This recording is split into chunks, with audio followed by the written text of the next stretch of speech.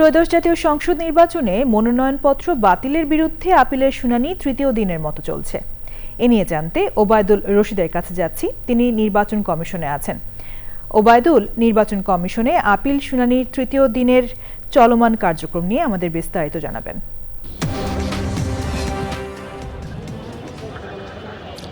ধন্যবাদ।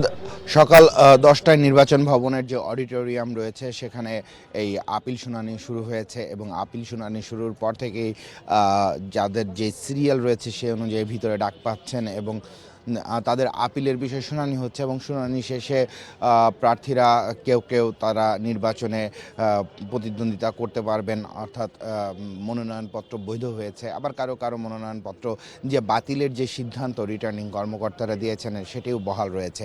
তো এরকম অনেকেই আমাদের সাথে কথা বলেছেন। আর আমার পেছনে যে অংশটি রয়েছে সেটি হচ্ছে আসলে এখানে ওয়েটিং রুম, এখানে প্রার্থীরা অপেক্ষা করছেন তাদের ডাকের জন্য।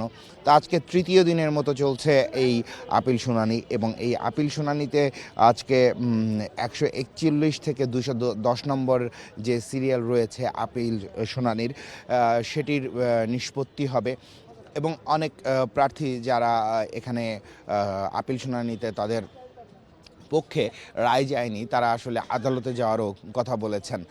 আর কেউ বলছেন যে স্বতন্ত্র প্রার্থীর যে বিষয়টি রয়েছে 100% ভোটের, সেটি নিয়েও যাদের সমস্যা ছিল তারা অনেকেই তাদের প্রার্থিতা ফেরত পেয়েছেন।